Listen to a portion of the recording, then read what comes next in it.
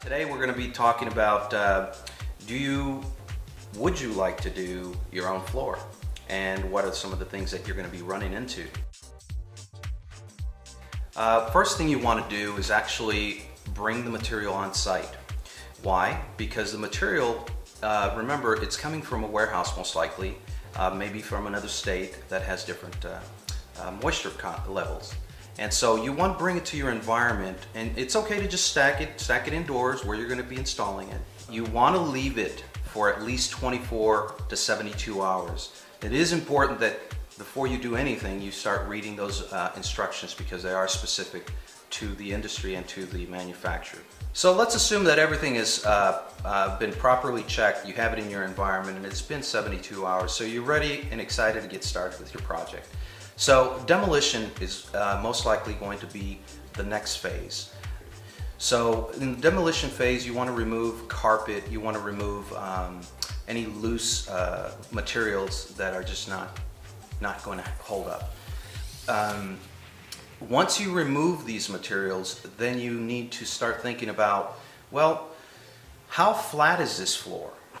So what you will do by checking that, you have cleaned up your space, and now you have an exposed slab in most cases. And you want to take a straight edge. You can take a straight board if you don't have a straight edge or a level, but you want to have at least 4 foot to 6 foot minimum. It's best to go around the room and just putting it on the floor and start studying the topography of that floor. So what you don't want, the general rule is for every 6 feet in distance, it should not have a dip or a rise that's 1/8 of an inch or greater. So you've taken the time to check for leveling, and it checks out. If for some reason it does not check out, that you need to do some correction, there are leveling compounds that will self-level once you identify the spaces that are low. The next thing you want to do, which is very critical, you want to check for moisture. The slab will release vapors that you and I cannot see, and so you have to do a basic test.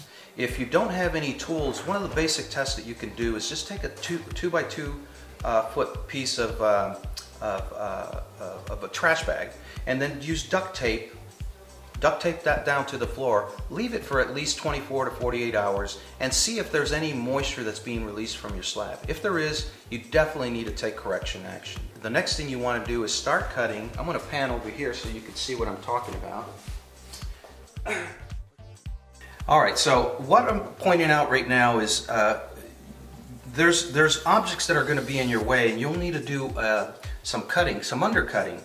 And this is a casing. If you start to look and follow it down, if we hadn't have cut this, now in this case, there was a laminate floor that was installed previously here, so we're just picking up, installing a new one, and this has been cut for us. Unfortunately, this whoever cut this last cut it a little too high. You don't want to be necessarily this high, but you do want to cut around any obstacles, because if this was going to be your first row, which leads me to that point, you do then start to look at what the layout is going to be. How do you want to run your material? Typically you want to pick the longest wall. In this case we're in a hallway, and we generally want to follow and be parallel to the hallway. You want to always make sure that the joints that you have above you, the next joint underneath is actually a minimum of 8 inches apart from the top one.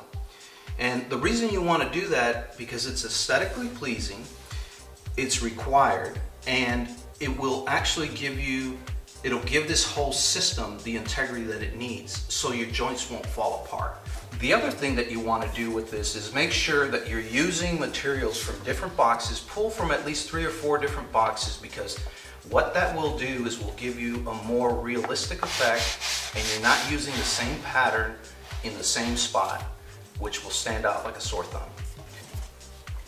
So once you've installed your floor, you want to put the finishing touches on it, and that's going to require that you start using transitional moldings. Now, most laminates will have specific transitional moldings for carpet, for tile transitions, just to name a few. If you are going to reduce to a lower level, this would be a type. What's important about these is that you do not use or secure them with glue to the edges, because what you will actually be doing is blocking the material from having that spacing.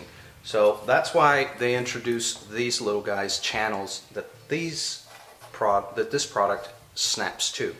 So it gives you the proper spacing underneath.